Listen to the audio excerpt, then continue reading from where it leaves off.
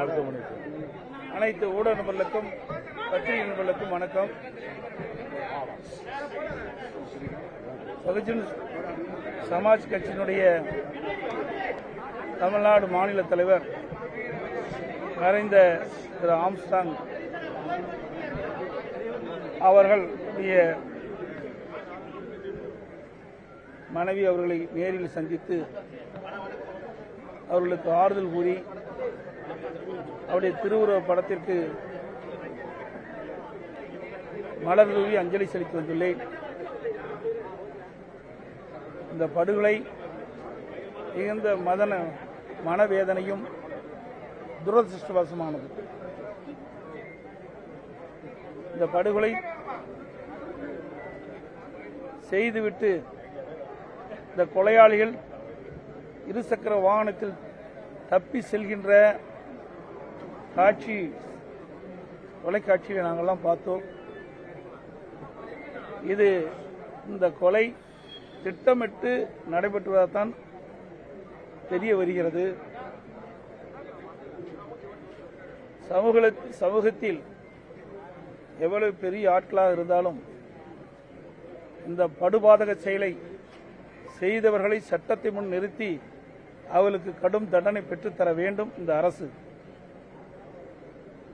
குறிப்பாக அண்மை காலமாக அரசியல் தலைவர்களுக்கு பாதுகாப்பு இல்லை.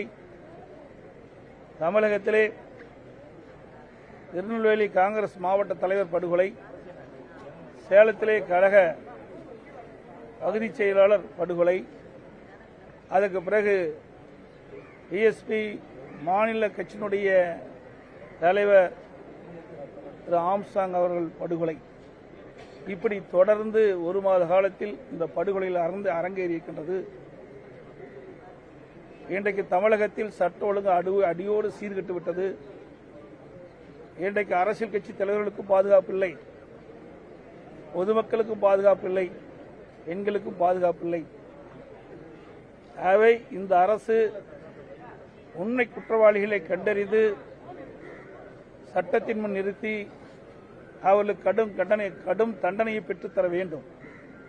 இன்றைய தினம் பொதுமக்களும் மறைந்த திரு ஆம்ஸ்ட்ராங் அவருடைய குடும்பத்தினரும் பிஎஸ்பி கட்சியினுடைய நிர்வாகிகள் தொண்டர்களும் இந்த படுகொலையில் பல பேர் ஈடுபட்டிருப்பதாக சந்தேகிக்கின்றார்கள். இப்பொழுது கைது செய்யப்பட்டு குற்றவாளியாக காண்பிக்கின்றவர்கள் உண்மை குற்றவாளி இல்லை என்று அவர்கள் எண்ணுகின்றார்கள். ஆகவே இந்த அரசு உண்மை குற்றவாளிகளை கண்டறிந்து அவருடைய சந்தேகங்களை போக்குவது இந்த அரசுடைய கடமை. இந்த வழக்கு சிபிஐ விசாரணைக்கு வேணும்னு சொல்லி பல கோரிக்கைகள் வருது. அதிமுக இதனுடைய நிலைப்பாடு. இந்த படுகொலையை சிசிடி கேமரா அந்த காட்சியை உங்களுடைய தொலைக்காட்சியில் நாங்கள் பார்த்தோம். அது பார்க்கின்ற பொழுது இந்த அரசு எடுத்த நடவடிக்கைக்கும் அதில் பார்க்கின்ற காட்சிக்கும் வேறுபட்டிருக்கின்றன. ஆகவே அந்த குடும்பத்தை சார்ந்தவர்களும் பிஎஸ்பி கட்சியுடைய நிர்வாகிகள் தொண்டர்கள் சந்தேகிப்பது சரிதான் எனப்படுகிறது.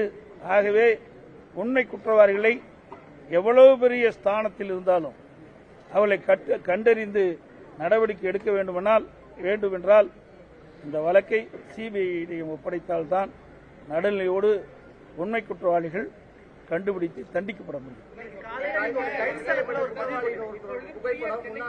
அமைச்சர் ராவடி நாசரோடு இருக்கிற மாதிரியான புகைப்படங்கள் வெளியிடப்படுது. இதுதான் நீங்க திரும்ப திரும்ப யாரா இருந்தாலும் தண்டிக்கப்படும் சொல்ல வரீங்களா? அப்படின்னு கிடையாது. இப்ப காவல்துறை விசாரணை வளையத்தில் பல பேர்த்த சேர்த்திருக்கிறாங்க.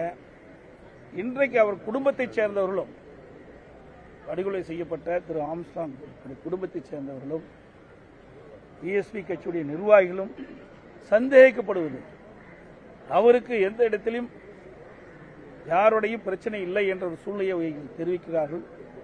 அப்படி இருக்கின்ற பொழுது இப்படிப்பட்ட படுகொலை சாதாரண நாள் செய்திருக்க முடியாது என்று அவர் கருதுகின்றார்கள். ஆகவேதான் அவருடைய சந்தேகத்தை போக்கின்ற விதமாக இந்த வழக்கு நடுநிலையோடு நடைபெற வேண்டுமென்றால் இந்த வழக்கை சிபிஐயிடம் ஒப்படைக்கப்பட்டால்தான் உண்மை குற்றவாளிகள் கண்டுபிடிக்க முடியும். அதை இந்த அரசு செயல்படுத்த வேண்டும் என்று கேட்டுக்கொள்கிறேன்.